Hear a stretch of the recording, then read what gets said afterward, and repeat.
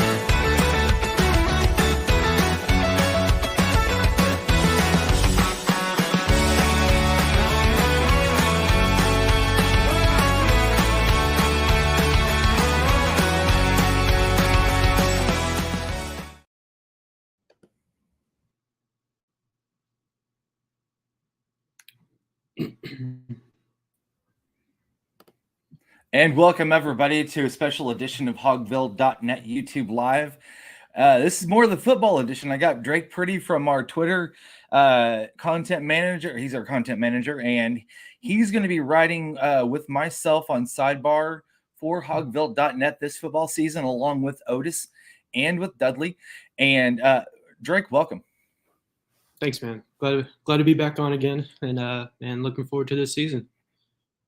Yeah, it's going to be fun. Everybody, make sure to jump in comments. We want to hear your opinions. We want to hear your voice. So if you have any comments, throw them out there, and we'll also get to them. I see that Honcho Razorback has already hit that, and that's awesome. We'll get into that in just a moment. So today, Sam Pittman was live at 2 o'clock this afternoon. I'll be throwing up that press conference on Hugville.net here shortly. He talked a lot about depth, and that kind of coincides with what we're going to be talking about tonight is depth. And this is one of the strong suits that he feels that's going to help this team through all 12 games this season.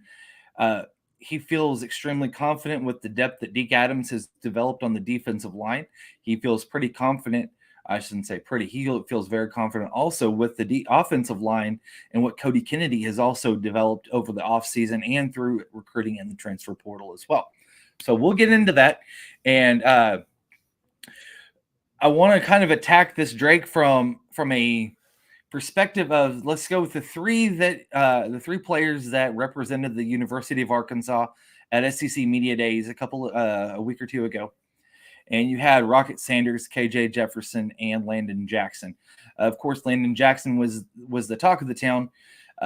He's gained over 40 pounds of pretty much muscle this entire offseason. He was kind of questionable at first with Ben Souders when he walked in and said, "What's your plan for me?" And Ben's like, "We're going to get you not only bigger, we're going to get you yoked to the point where NFL teams cannot say no to you." Yeah, dude is freakishly massive now, and I think he's going to be probably one of the best edge defenders in all of college football this year. I'm really excited to see what that guy can do on the end there. Sorry, y'all. I'm trying to adjust my camera a little bit here.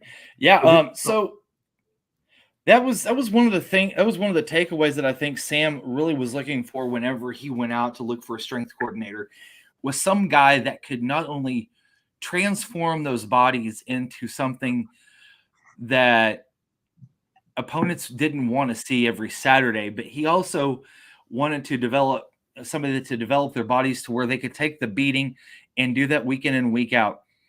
And today, one of the things that really stuck out to me was Trey Biddy had asked about Rocket Sanders. And he said, is he still going to be okay at 242 pounds? And Sam said, well, I think so, because if you pinch him, you can't find an inch of fat on the guy. 242 pounds of solid muscle moving at the same speed last year. That to me almost is like a Jerome Bettis type running back. Oh, yeah. Yeah, the dude, he already could, but this year he's definitely going to be able to punch through those holes and make his own holes. Man, I'm really excited to see him play too, man. I think last year he ended up being like the second in total rushing yards in the SEC, and I think this year he can easily be first. I think it's all, up for him. I think he's probably just going to have one of the greatest seasons this year. So one of the benchmarks that you also look at from the running back perspective is a Darren McFadden, for instance, from 2005, 2006. Could he get there? He was right around 500 to 600 yards, actually short of what D-Mac did. Quinshon Junkins, the running back from Ole Miss, was first last year. He's going to be returning as well. Him and Rocket are in the same class. They're both going to be rising, and juniors are coming in to be juniors this season. And so you have a really nice race set up now as far as who could take that first spot. Now, the key that is going to be the offensive line, like we talked about at the very first of the show with Sam, has talked about how extremely happy he is with the offensive line, how they've matured. Drake, what is your kind of synopsis of what this offensive line is going to look like this year? Man, I kind of wrote down what I would think, what it would look like. So left tackle, I got Devon Emmanuel. Not necessarily like a whole lot of action in the last year or so. But man, I was watching film on him even from high school. But when he gets into his kick step and pass blocks, he'll take all those defenders, ride them in the ground. He can climb to the next level to linebackers. I think, of course, at the beginning season, he'll have to work out those kinks there at left tackle for Manuel. And then I was thinking left guard would probably be Brady Latham, redshirt senior. And then at center, I got Bo Limmer, another guy that's played for a long time, veteran SEC college lineman. Got him at center. And then I was going to go Joshua Braun at right guard. Again, another guy that's played not necessarily, a ton of snaps in the SEC, but definitely has been around a long enough time to, pick up, some of those veteran players are going to be given off. And then then I got at right tackle. This one was kind of the toss up for myself. I was probably going to say Tykees Crawford, but I know Patrick Kudos has kind of been getting in there a lot as well. Yeah. And that's kind of my offensive line right there. So you got your right guard, your center, and your left guard that are all, pretty proven SEC interior linemen there. I think really it's just kind of those tackle spots that are really just kind of be the big question mark. But I think it would be pretty okay.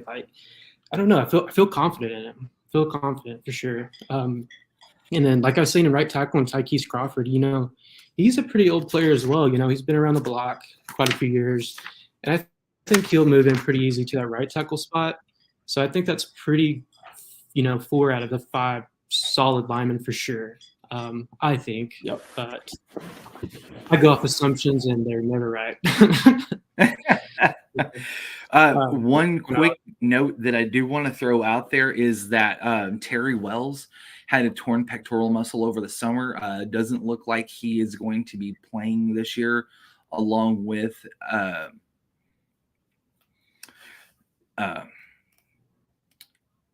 oh man, the name, he just had his name on the tip of my tongue. Drake, he had the car accident. Quincy McAdoo. Yes, Quincy McAdoo. So, yeah, it looks like from what Sam indicated this afternoon was that those are the two players that you wouldn't expect to see this year. Everybody else is healthy. He said that Bo Limmer did nothing but help himself and the team by moving to center, and he said he's going to help the team, but he's going to help himself even more personally at the NFL level, moving to center. Patrick Kutis, yes, most definitely. It's looking like he's going to be the right tackle. Yeah, I've heard Landon Jackson talk about it during spring ball, that it was kind of a no-brainer decision to move him there and keep him there, because even Landon talked about how many problems that, Kutis gave him. Now, one of the things that Sam did mention also with the offensive tackles or the offensive line spot was that if you have a guy go down, you don't want to make a 2-for-1, which means if you have one guy go down, you have to move one guy over and then put another guy in. He said, yeah. I want the depth to be a 1-for-1 change. He said, we want to stay away from 2-for-1s as much as we can. He does like the depth. Devon Emmanuel, one of the things that I have noticed with him at left tackle is how much weight he has dropped and how much good weight he has put back on. He came in at right around 400 pounds when he first got on campus. Sam expects him to be coming into fall camp this week on Friday at 308. 308 at 6'9". A guy that can move and a guy that can, like you were talking about, can get to that second level. And also whenever he, dropping back and pass blocking with that kick, making sure, keeping that base square, that's a big boy to be able to handle and kind of move around. Yeah. Oh, ridiculous. Yeah. I think he'll probably want to, a pretty solid left tackle right there. Of course, I don't necessarily know for sure, but 6'9", I got him at 310. I don't know how official that is, but that is a massive human being just to try to push around, even if you're on the same level. I feel pretty good. About those guys for sure. One of the takeaways on the offensive side that I noticed and that I've heard kind of talk about, and Sam mentioned it today too, was the running back position. How many running backs did we go into the portal and did we get this offseason? See, that's the look that I was wanting, because our running back position room is so stacked. We didn't need to get anybody from the portal. No. That was the one position that they did not have to touch, and that's a great signal for not only the running back, for the offensive coordinator, your quarterback, your offensive line, hell, even your tight ends. You have got a stable back there that is coming back not only now for a second and a third year, knowing every play exactly where they're supposed to be, and if something breaks down, they know exactly what to do to be able to salvage that play. Yeah, exactly. Man, the 4 guys I got, on my little depth chart I built, dude, if any of those went in the transfer portal, every Power 5 school would be knocking on their door wanting them.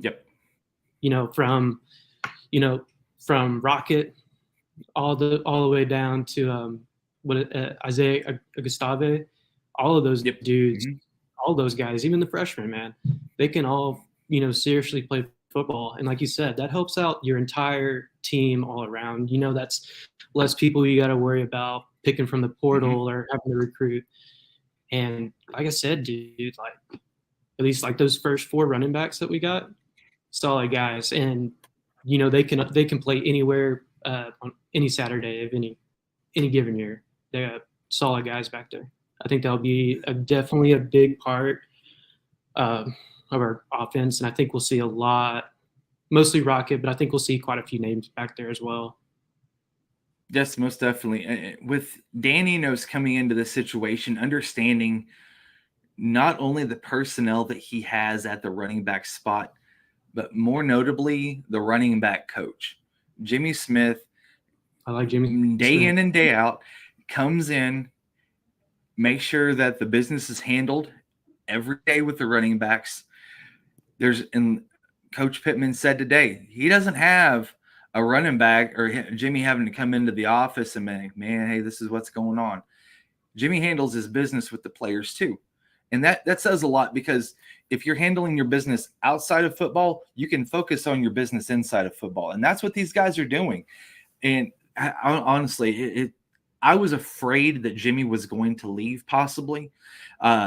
With keeping him here, that possibly was the biggest, I would say, probably coaching position move to happen, is him not leave. Yeah, I think that's super fair. I really like Coach Smith a lot. I saw it was just a clip from I think Hogs Bless or something, and just a quick little interview, and essentially what it broke down was like Jimmy Smith was like, I came, handle business and this and that, and I really like that about him. And I think that will build some, obviously some pretty good running backs. So Yep. I'm definitely a big Coach Smith fan. Yeah. So let's go over to the defensive side here for just a minute. And also, everybody. It's interesting. It's interesting. Thank you. First off, everybody, for jumping on.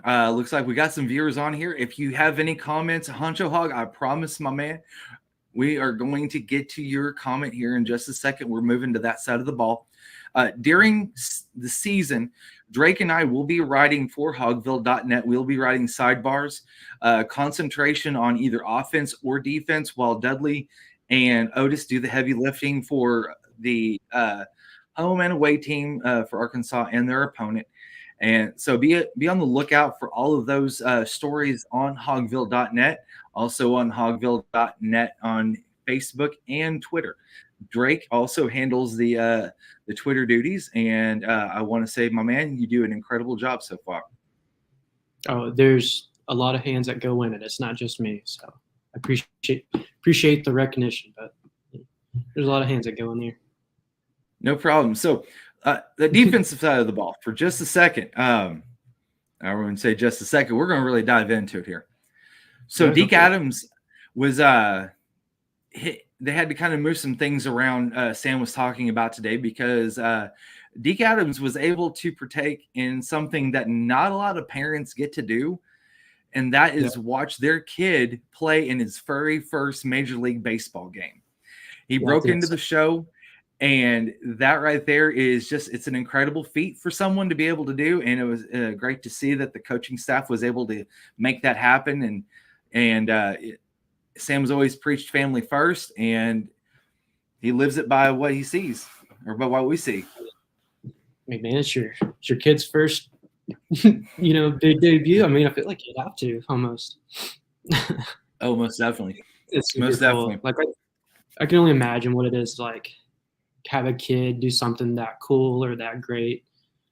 I don't know. Just hope I make mom and dad proud.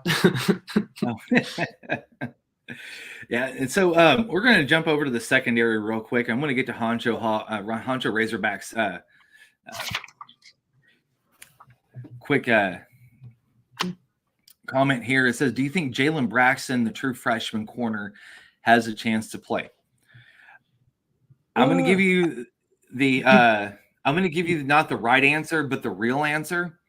It depends on how he plays and how he handles his business on the practice field going into fall practice and through the first 2 weeks.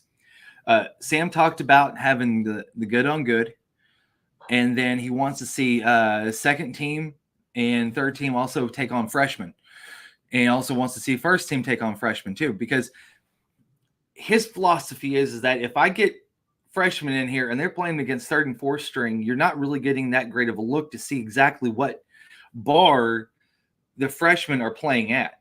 So if you get the freshmen in there playing against the goods, and you got a kid like, for instance, maybe a Jalen Braxton that's playing corner, and he shuts down Isaiah Satania on a couple of passes, you start to kind of tilt your head and say, okay, let's see what else he can do. Okay, Cool. So we're gonna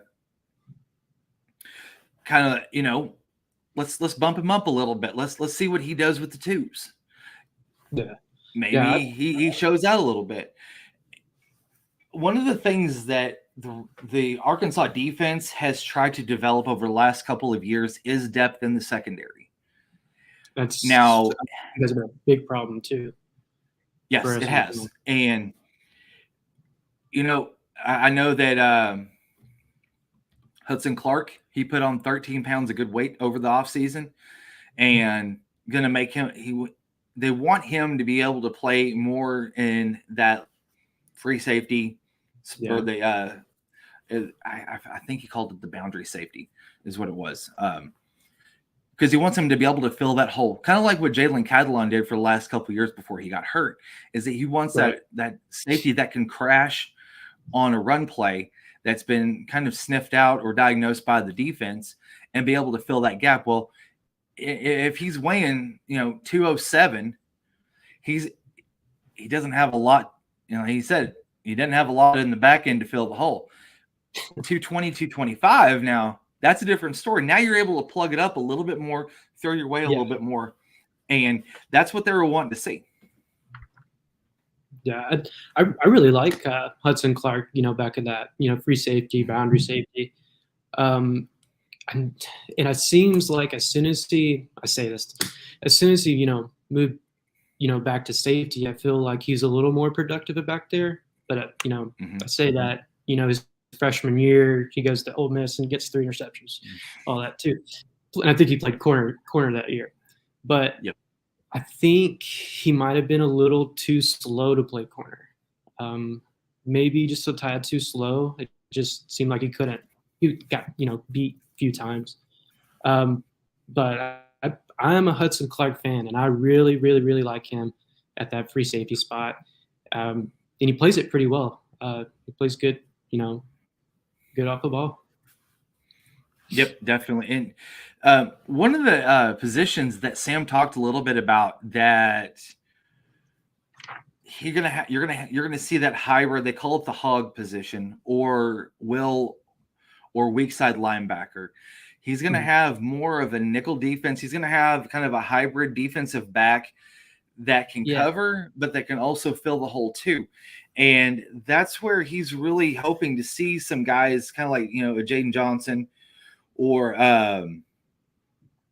let's see here. Another guy that he kind of mentioned that kind of threw me off a little bit, but I was really happy to see was Dallas Young. He's got that size a little bit. He's 6 foot 194. He can cover, but he can also fill the hole. I did an interview with him here just recently, and with him and with TJ Metcalf. I'm not gonna lie, those guys are thick dudes. These are not guys that come in and they kind of look they're a little a little thin. No, that's the difference in recruiting now between year 4 versus year 1. That you've got guys that are coming in and they're built already. They're seeing competition at the high school level. That all the guys that they're going against are all SEC talent that are going to be going in and going to be all SEC freshmen, or in a couple of years, all SEC first team. Those are the type of players that these guys are playing against in Alabama, Georgia, Florida, Texas on a week in and week out basis, so that whenever they come and step in the field on the practice field here in Fayetteville, they're ready at day 1. Oh yeah. Yeah. That TJ Metcalf, that dude can flat out play even as a freshman. I wouldn't be surprised to even see him out there quite a bit. Yeah, that's another freshman that I'm really looking forward to. A lot of the freshmen, and Sam mentioned it too, that all the freshmen were on campus in January. I think all but maybe a couple, total, but I think there was 12 that did make it to campus in January, and then the rest made it in May. You didn't have the transfers come in until after the date that they were able to report, which I do believe was in June. But he said that there was only one player that reports on Friday, but everybody else has been here for at least 8 weeks now. Yeah. Yeah, and I know they'll slowly, as those guys get more comfortable in their positions, they'll have a better idea who's going to be those ones and twos, which I'm really to see, how this secondary is going to turn out with all these transfers, that came in, and quite a few of them, got some decent weight to them, as in, played in some good leagues and, actually had quite a few good seasons. So it'd be interesting to see, how they progress. Yeah. One of the, I think one of the more interesting, I should say, positions for this year, we've seen a little bit of a lot of loss really at that position, but you also have some kids that are coming in, transfers that have got size. You've got kids that are coming back that also have size. That's at the linebacker position. We're kind of moving down, as you can see, systematically: defensive backs, defensive linebackers, and then defensive line. I'm going to tell you, man, there are two kids that are coming in that I am super, and I mean super excited about. One is Antonio Greer. He came in and transferred in from South Florida, if I'm not mistaken. Is that correct? Correct. Yeah. Yep. And he came in with was it Travis Williams that he came in with? I think it was Travis Williams, because Woodson came from Florida State. So you've got Antonio Greer. He made a really good play during the spring game that helped set up a pick six that went the other way. Yeah. And then also then you've got Jaheim Thomas, which is a redshirt junior from transfer from Cincinnati. Now, let me ask you something. I'm going to give you a measurable, Drake, and I want you to tell me who this reminds you of. Linebacker from Power 5 conference that was off of a team that went to a Final Four bowl to play for a national championship. Linebacker, 6'4", 240 pounds. Who does that sound like? That can move, has length, and he's built. Somebody that deserves to be in those Final Four, I'll tell you that. Well, it would be. Are you ready for it? Go for it. What you got? Hold on.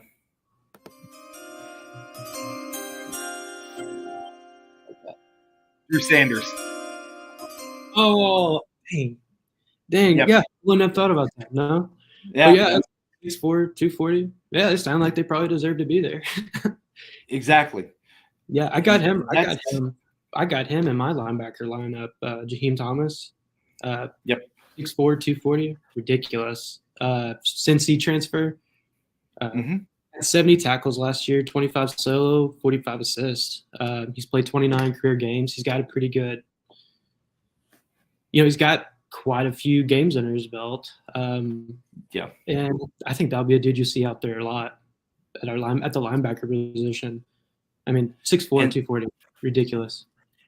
That's the thing too. You look at some of the side. And this is where it's different for Arkansas now versus the last 10, last 20, last 30 years. Whenever you would have a couple of good linebackers come through, then you would see that drop off, and that drop off would hit for like 3 or 4 years. And I mean, really just dropped off, and you just want to just grit your teeth and go, man, if that offensive line hits the second level, man, we're screwed. But yeah. That's not what Sam Pittman's done. And I have compared the trek that Sam Pittman's on right now to what Ed Orgeron did right after he won the national championship. And what I mean by that is that he lost coordinators. Right. Not only did he lose coordinators, he also lost position coaches too. And that's what Ed Orgeron's really that's what did him in. Was he said, you know what, I'm going to bring these guys in now, and I'm going to see what they can do.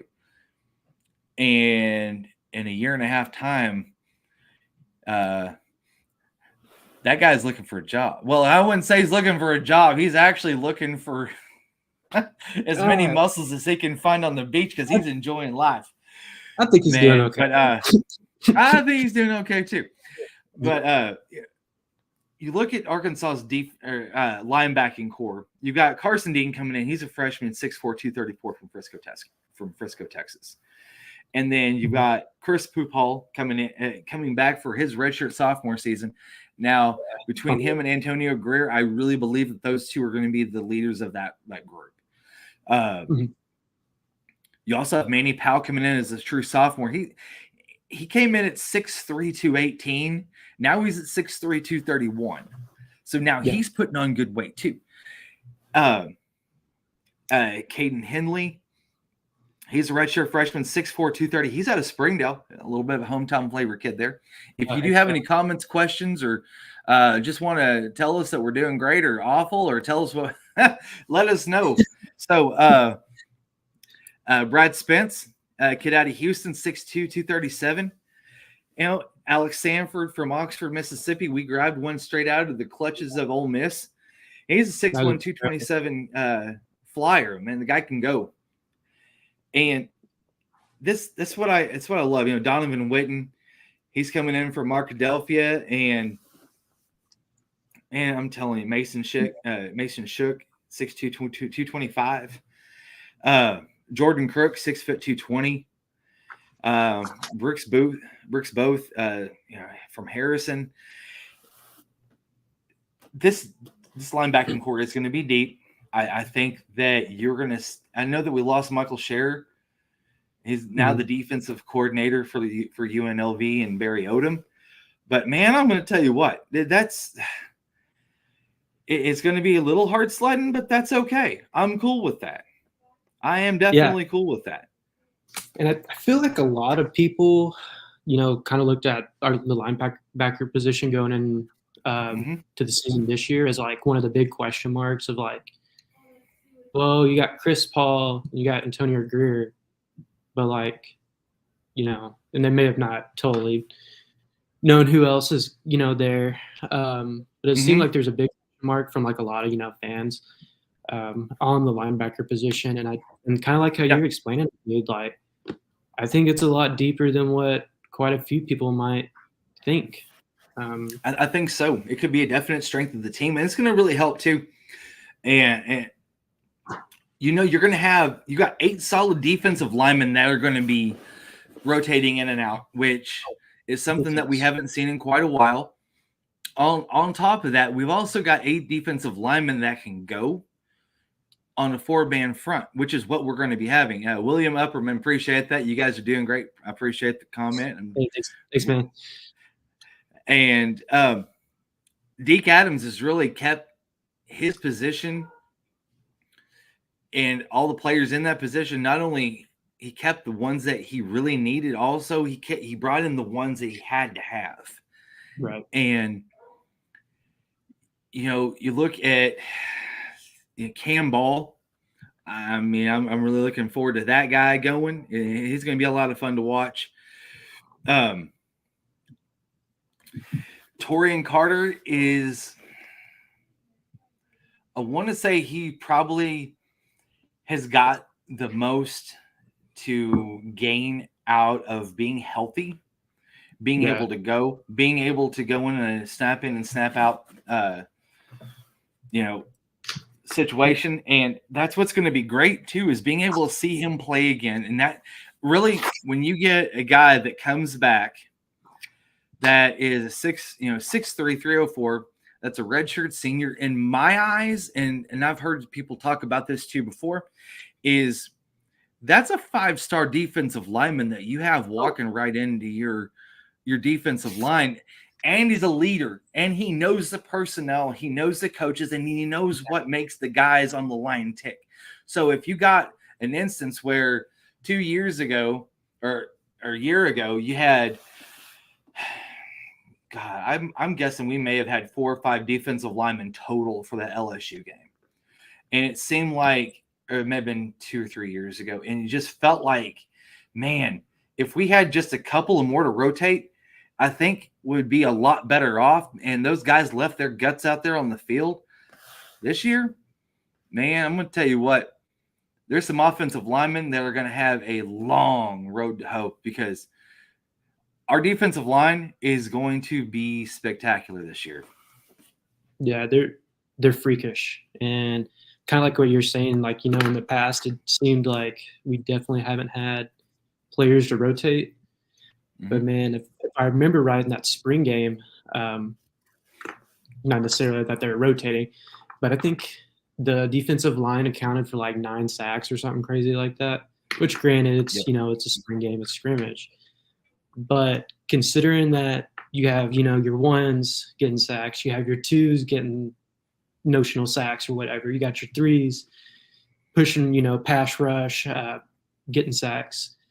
I really think that, that defensive line will probably be one of the best in college this year, just purely off having, 8 to 10 guys that can all go out there and get the job done. I think probably, of course, like Landon Jackson and Cam Ball and maybe even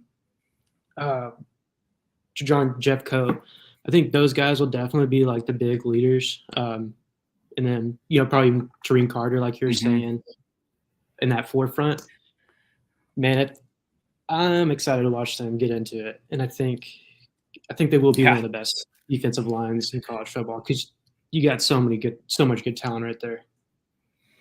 Yeah, so you've got Trajan Jeffcoat on one end. He's a transfer from Missouri. And then you've got on the other side of the ball, now you got Landon Jackson, which just he's about to pop off the paper, the accolades and the preseason talk of that guy, I'm telling you. And you got Zach Williams. Can't forget about Zach Williams, kid out of Little Rock, 6'4", 250 senior. And then Marcus Miller, which is Marcus Miller, 6'5", 296, kid out of Warren. And Caleb James, I've heard great things about him. I'm going to tell you what, man. I was at the summer workouts with some of the high schoolers that were coming in for camp, and I got to see Caleb James a couple different times. Mm-hmm. As a junior, that kid looked the flipping part. Yeah. A junior in high school, rising junior into a senior, the kid looked the part. And I'm like, man, this kid's going to make some noise next year. And then sure enough, he did a great senior season, then moved on, come up, now he's with the Razorbacks. Another guy that I think, actually two guys that have, I think can really make some headway. One is Quincy Rhodes Jr., 6'6", 289 kid out of Little Rock. He's a freshman. And then the other freshman. And I'm going to tell you what, this guy is, not only is he huge, but he's agile too. And that would be Ian Jaffrard, which is 6'5", 394. The one takeaway that I've heard that Sam talk about is that on his recruiting trip here, the kid just was walking around on his hands. He just jumped up, pivoted himself up in the air, and just started walking on his hands all around the room. Super 400 human. pounds.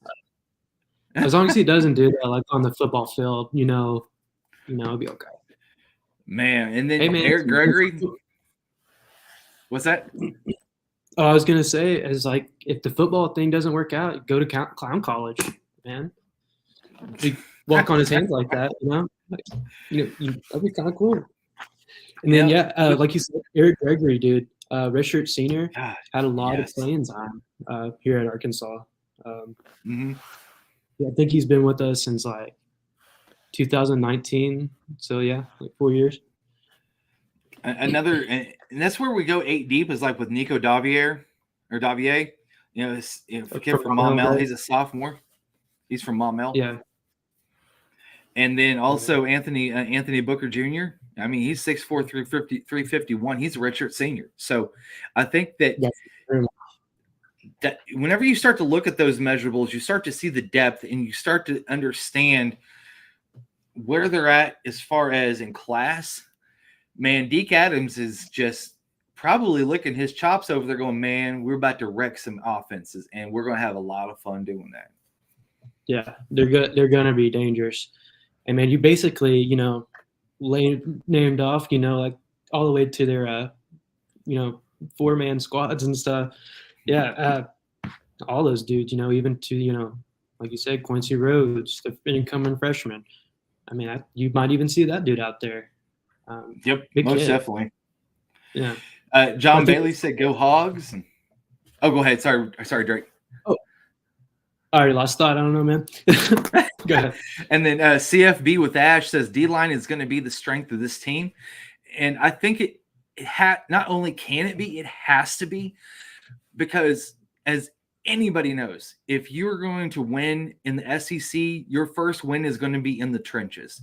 If you can win the trenches, then you can win the outside game. And that's why I wanted to leave these two position groups for last, because they're just as important as the defensive line.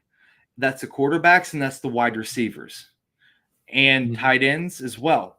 Because Sam talked a little bit about it, that they were in 11 personnel, 10 personnel, also 20 personnel a lot, where they were just having one tight end line up, and usually wasn't on the end of a tackle. It was usually split wide to give it that 5-man front, kind of like running a spider. So, or kind of like skeleton drill, 7-on-7. So he wants the tight ends to move in a little bit more. I think he also feels that just them getting a chip on a defensive end or a stunning linebacker is going to help your tackles. They're going to be able to keep containment a little bit better. CFB with Ash also says wide receivers slept on. The combination of size and speed we have there is crazy. We will get to that. Well, yeah, I kind of agree. We will be getting to that. I kind of agree. You got Morgan, I forgot his last name, coming over from Stanford. And I forgot his last name off the top of my head. He's got a pedigree, and he knows what to see. He knows what's going to get guys into the NFL, and I really fully believe that he's got a great group that can get, I think maybe a couple to the NFL. I mean, you look at Shamar Easter, Varquise Gomes, and also Ty Washington. Ty Washington, do not sleep on that guy. That guy has got Cottonelle soft hands. Cottonelle soft hands. Yeah. He's going to be good. John Bailey says offense will be the strength of the team this year. The defense will only be so-so. Well, I like the back and forth on that a little bit, just because it creates talking points, and it gives us something to kind of hash out and give you more information on. Because our job when we come on here and we do these shows, it's not to sit there and talk at you. It's to talk with you, give you information that you can go to your friends and say, you know what, I heard this, and this. We want to make you sound we want to make you sound good. We want you out there and plugging that information away. That's our job, is to make you guys look good when you go out to your family, your friends, the football game. Because Lord knows you don't want to be that guy that's spouting all sorts of crap off, and and everybody's like, this guy doesn't know what he's talking about. You want to be that guy that's like, hey, this dude knows what he's talking about. Well, because he got it from us. That's our job.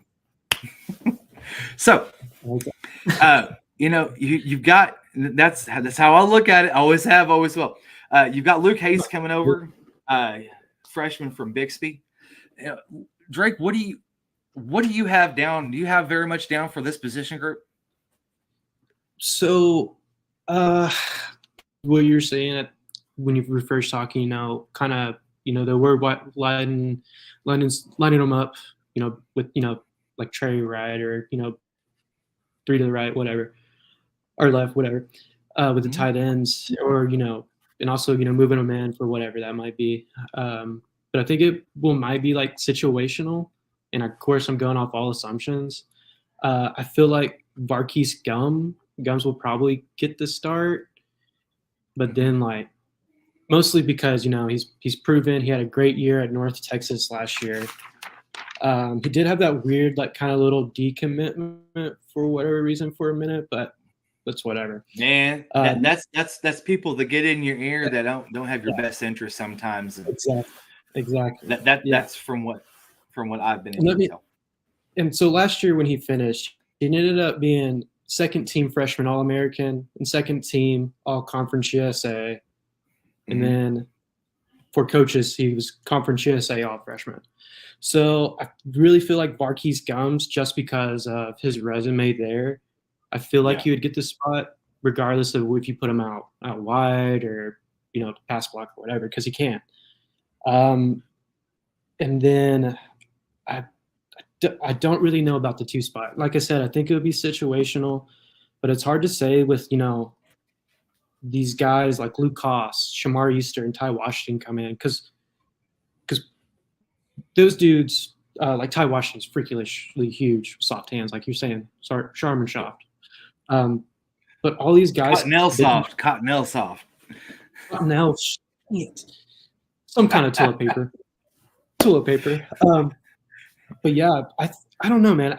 I think Varkey's gets the start, but there's a lot of like question mark for me, after that. I really feel like it might be like one of those freshman guys, and like situationally, you might even see Nathan Bax out there, Yep. Yeah, it also depends on. There's a lot of situational things. I think that on first and second down, you're going to see more of the Shamar Easter, Varkey's Gums, or Ty Washington crew. And then whenever you get in third and short, you're going to have somebody else come in there that can really kind of hold their own. That's got a little bit of size. Like, I mean, a guy that can really get in there, can block, like Nathan Bax, a 6'4", 250 type guy like you were talking about. One of the things that Sam talked about a lot was we're good at, from 20 to 20. But inside the 20 is where we really needed to improve on both sides of the field. That's where I think some of the philosophy that you had with Kendall Briles goes out the door. Some of it was okay, and then there was some of it that left us scratching our heads going, dude, I could have called that one. What in the hell were you thinking? That happens. Yeah. That happens. CFB with Ash says, well, offense wins games nowadays, so I'll take that if that's the case. That is very true. If you score more points than the other guy, it doesn't matter if it's 99 to 100. You win. So, I think that you're going to see a lot different scheme when you get inside not only the 20, but inside the 5. You have to be able to run, but you also have to be able to pass. And I think that's where Dan Enos and his experience and his talent can really help this team. The last time I saw a team be able to operate that well inside the 5-yard line here at Arkansas was with Bobby Petrino. You didn't know what the hell that guy was going to do. I mean, it was either – you could have him spread out wide and he's running up the middle. You could bring him in tight, and then he's got 2 guys shooting off each side. You just didn't know. And I think that that's where you're going to see a little bit of the schematics are different. So, I'm ready to see that Daniel's offense because, what I have seen of it, is all scrimmage stuff. But I think it'll be a really fun offense to watch this year. And for everybody out there, you're probably going to see something totally different than what you're used to seeing the last couple of years. I think it'll be a lot of fun to watch this team. I really think that offensive squad, that first squad, is going to be really fun to watch. As long as we can get it rolling and get the right pieces working together, of course. So let's move on. Let's move into the wide receivers really quick, and then we're going to hit to the big one. So wide receivers, like has been talked about, they're a little untested, unproven, but they've got the size. They've got the size that you want to see at a major Power 5 level, some size that Arkansas hasn't seen in a long time. I mean, don't get me wrong. Yes, Tyrone Broden is 6'7" and 195 pounds. He's going to be that guy that you just kind of throw the ball up to and say, hey, you know what, big guy? Just go out tall that guy. He's 6'2", you're 6'7". He might be able to jump, but just go get the ball. And that's where I really feel confident with this group. I mean, Sam Mbake is 6'3". Damian James is 6'2". Khalil Galt, he's 6 foot. Then you have Davion Dozier, 6'4". Marlon Crockett's 6'4". Cam Bibby 6'2", Andrew Armstrong 6'4", and where is he? Isaac Tisla is 6'4", and then Satania, he's 5'11". But the thing is that guy does not drop a ball. Oh, he's fast too. Ridiculous. Yeah. Track fast. His senior season at Fayetteville didn't drop a pass at all. If it was in his vicinity, it did not hit the ground. Yeah, I really like Isaiah Sategna. Just a quick stat out for you. He was number 4 prospect in track. If you didn't know that, that tells you how fast he was. I think that's nationally. I could be wrong on that. But yeah, what he doesn't have in size is he has in speed. Like I said, he ran track in high school, and like you said, he never didn't drop a ball his senior season, which is ridiculous. And watching him, in practice and scrimmage, man, he's a really good route runner. And being that fast, getting out of breaks, and making your cuts that quick, I think Isaiah Sategna will probably have a really good season this year. And a lot of it will probably come from like some weird mismatches, or like with some linebackers that he just flies by or something. I really look forward to seeing that guy play. I'm going to give you a little bit of a tip too that Sam gave us this afternoon at the press conference, was that you're not going to see a lot of check downs or check me's to adjust the offense. One of the things, and I know that a lot of teams probably already know this, is that he said, if more than likely, if they got to check with me, we have a mismatch somewhere on the field that the other team will not be able to cover, and we'll be able to expose that mismatch so that we can move around our guys just a little bit.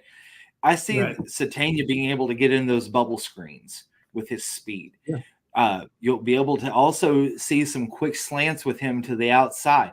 You're going to see, I'm not going to say you're going to see an end around, but you're going to definitely also see some screens thrown his way. I see him kind of like a Joe Adams type, where he's able to make some moves in the open field, make some guys miss, and then he gets 2 steps on you, you can forget it. Yeah, he's ridiculously fast. We saw it in that spring game. I can't remember who intercepted it, but Isaiah Sategna came from the other side of the field, tracked him down, had his DK Metcalf moment.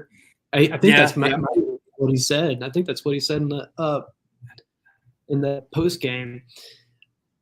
Freakishly fast. I think he'll have a pretty big season this year, and I think he'll probably start in the slot, I would assume. If not start, at least play a ton of ball this year. Looking forward to watching him. So let's move to the quarterbacks.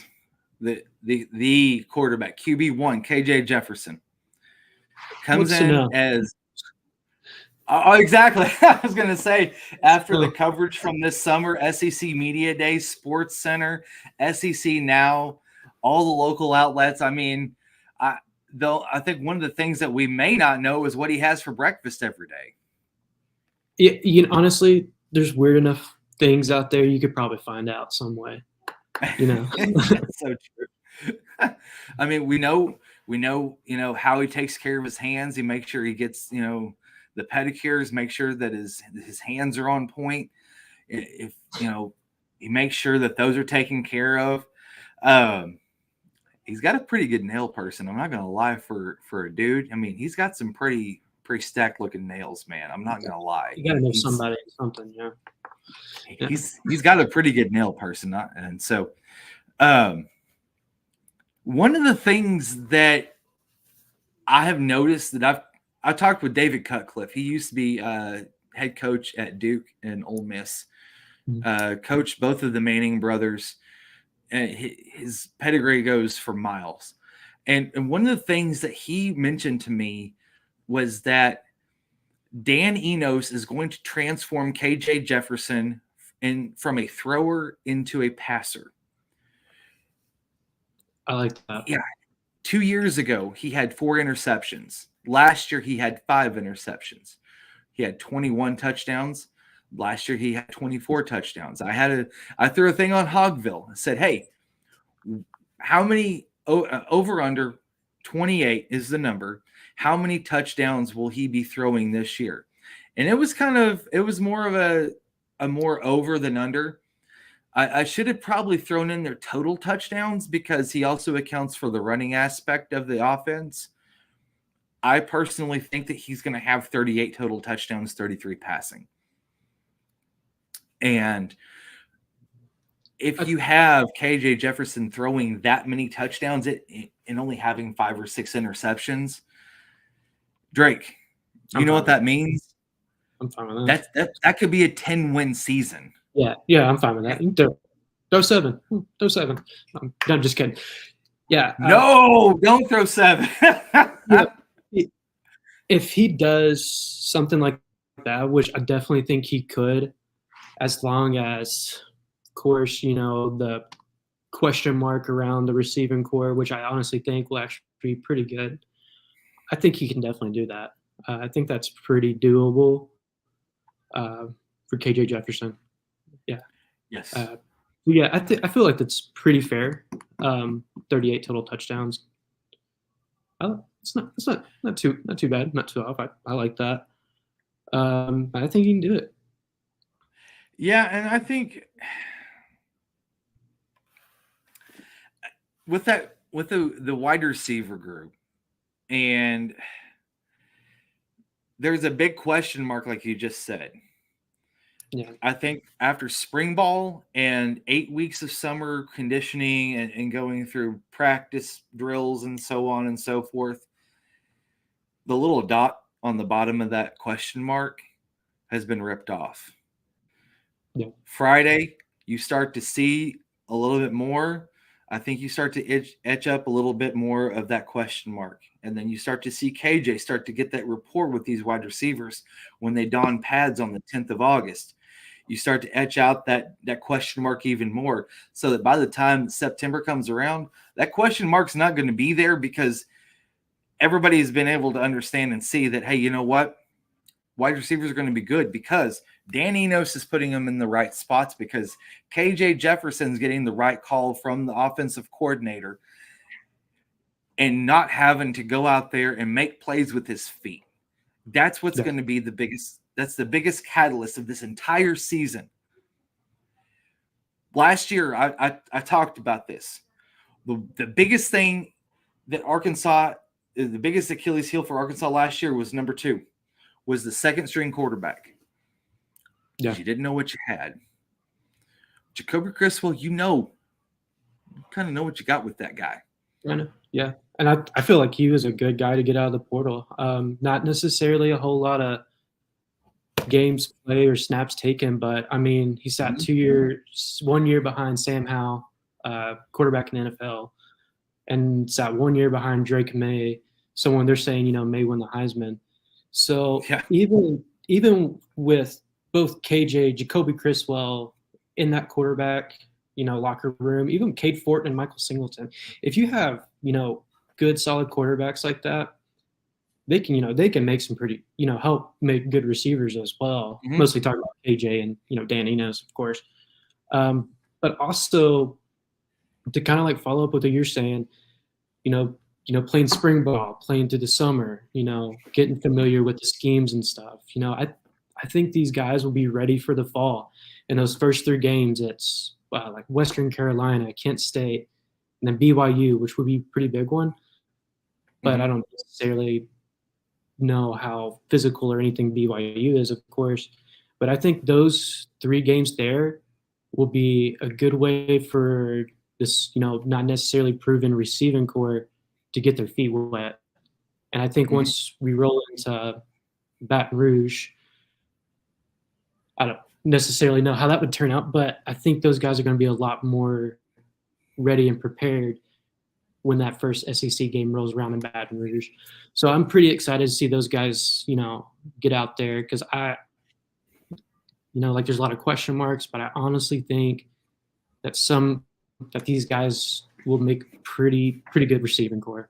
I think we'll probably see a lot of names, probably have to go deeper into it as well, but Tyrod Broughton, Andrew Armstrong, Isaiah Tesla, Sam Inbank, Isaiah Sategna. I think all those guys right there will be a really good group. Or Bryce Stevens too. I don't want to forget him. Yep. He's a pretty solid guy as well. And I think like the main worry is the receiving core, and I don't think it's going to be as bad as people think it is. No, and last year when you looked at the quarterback spot and you saw KJ, you knew that KJ was getting nicked up. You weren't quite sure exactly what you had at the number 2 position backup quarterback. Unfortunately, you saw exactly what you did have, which was a very one-dimensional offense of, can your quarterback beat either the cornerback, free safety, or linebacker that's tracking to the corner? Yeah.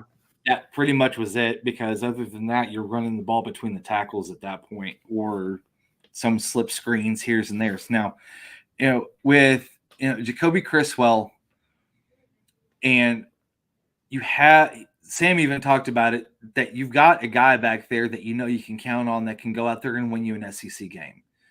That's the biggest. That's the biggest safety net that you could have, is that if your QB1 is down, your QB2 is sufficient. And that's not. Go ahead.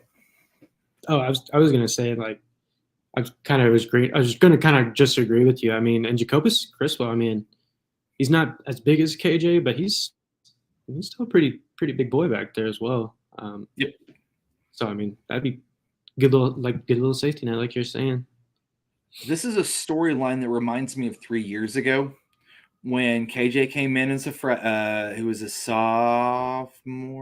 freshman. He was a freshman, and we just landed Felipe Franks out of the portal from Florida, and KJ sat behind Felipe. He learned a lot from Felipe. He talks to this day about what a teacher Felipe was his first year. Oh, I love Felipe Franks. I see that with KJ and with Jacoby. That, Jacoby's learning from KJ. He's learning all the things that he needs to do, all the things he shouldn't be doing, what to look for. He's learning so much just from KJ also. Not to mention from Sam Howell and Drake May that he, behind it at North Carolina. The question also is posed, okay, now, KJ moves on next season, and Jacoby takes the number 1 spot. Now you've got KJ Jackson and you've got Malachi Singleton that are looking down the barrel at him going, hey, you know what, buddy? My time is coming. I've been learning, and now it's time to have a little bit of a quarterback battle. That's something that we haven't seen here in 3 years, and I think that's going to be an interesting thing that's going to play out next offseason. Yeah. I think that'll be really interesting. Of course, depending on what KJ does, of course. Malachi Singletary or Singleton, and crap, I just lost his name. Who said it? Jacoby Criswell. Yeah, Jacoby Criswell. The other freshman. KJ Jackson. KJ Jackson. I was like, yes. It's not KJ Jefferson. Because I call 2 people KJ Jefferson. We got KJ coming in for KJ. So. Yeah. Anyways, those guys. Whatever happens, of course, next year doesn't necessarily matter now. But I think we'll still have a really good quarterback group, especially, if Jacoby Criswell gets a start or whatever. But that's a dude at that point will have almost, it'll be like 4 years almost in college football. And he's going to be passing all his knowledge down to the young guys, hopefully, of course. And then, that'd be really cool to see a quarterback battle, I don't I don't really know the last time we really had like a true quarterback battle. Tyler Wilson and the late Ryan Mallett. Yeah, Really, yeah. like the last true quarterback battle was like those 13 years ago or 12 years ago, whatever that was. Yeah. I was talking to Jamil Harris a couple of weeks ago, former Razorback defensive linebacker, and one of the things that he had told me about what's different with KJ walking up to the line of scrimmage this year with Dan Enos versus with Kendall Briles is when he walks up to the line, he's not looking for the edge rusher to see exactly where they're going to commit. He's having to look at the entire defense to I know that defenses are going to disguise secondaries, but he's going to be able to diagnose that a lot earlier, and he will be able to make more sound decisions, I feel, in turning him in from that passer or from into that thrower into that passer. Yeah. And he said, when you walk up to that line of scrimmage and you don't have to worry about what you're looking at from the edge rusher, you're able to focus your eyes not close but to far. He said that's when the passing game really starts to open up. That's where Bobby Petrino really made his money, per se, was getting quarterbacks to look at the middle 15-yard, the 10 to 15-yard range past the line of scrimmage, being able to diagnose what they're doing, and then getting guys into those open spots, and then getting the ball there as soon as possible. That's what KJ is going to be able to do now with Dan Enos, and that's what he has to do with Dan Enos and the offensive line. That offensive line is going to strain. They're going to give him that extra, couple of seconds of protection to get the ball out. He's got the wide receivers that can get to those spots. He just has to get the ball there now. You're going to see him upright more. You're not going to see him on his back as much. You're going to be able to have the running backs offset the passing attack. That's why I think that Arkansas can win 10 games this year, because you're going to have a healthy KJ Jefferson for I'm hoping all of this entire season. And if it doesn't happen, you have a quarterback that can jump in there and do the same thing. But schematically, he's able to diagnose a defense a lot easier, which is going to help him at that next level in the NFL. That's what Dan Enos does. I know this is a huge, huge leap when I make this statement, and I take this very seriously when I say this, but I really feel like with Dan coming back, with Sam at the helm, with the pieces that are in place, I really feel like this is sort of a kind of a feel like Auburn from 2011 when Gus came back from OC to the head coach. Gene Chizik was gone, and they went to the national championship. And they had a kind of a similar built guy back there too, I would say. Kind of a Cam Newton, I think is the guy's name. He's not in the NFL anymore, but he did go to a Super Bowl. Emulated him. Yeah, man. Yeah, I like that. Sorry. I was gonna say I really like that comparison, the Cam Newton, the KJ Jefferson. I don't think it's exactly spot on, but it's pretty darn close. It's a pretty good comparison. And if you're going to be compared to somebody, that's a pretty good one. Yeah. Most definitely. Yep. That's going to kind of wrap it up for us a little bit. Also, Drake, I asked you earlier, 2 offensive and 2 defensive players to look out for this season. Did you get those guys? Who are my picks? Yes. Who are my picks? Oh, who would I pick? Who to be watching for? Are we just talking about like a breakout season? Somebody really, breakout season that we kind of didn't see. And I mean, I didn't give Newton McLaughlin a lot of love, or Snacks Johnson. I'm very sorry, you guys. That's my bad. I think that I'm gonna make that up here in just a second. But Drake, what have you got, my man? So defense for me, pretty easy. You already said one of them, which was Nudie McLaughlin. Love that guy. He was probably my favorite, defensive player to watch last year. So probably Dwight. Man, gonna have to be one of those boys on the line. I really want to see probably Jane Jeffcoat get after it. I think he'll have a big season. Mm-hmm. With those guys, it's just hard to say. I think they'll all do a great job. Yeah. And then offensively, man, I think Isaiah Sategna is going to have a good season. And then, possibly that Marquise Gums, man. I'm really looking forward to seeing him get after it. For me, I'm going to probably say on the offensive side, the two guys that I'm really looking forward to that I think are going to have breakout seasons. It's not a big stretch. One of them is Rocket Sanders, and the reason why I say that is I think that he's going to get close to what Darren McFadden did 15 years ago. So I didn't pick Rocket. Almost 20 years ago. Yeah, dang, yeah. Yeah, we'll be 20 years ago. I didn't say Rocket because that dude's going to have a good season regardless what he does. Yeah, he's going to have a good season. Yeah. I'm looking forward to I think him.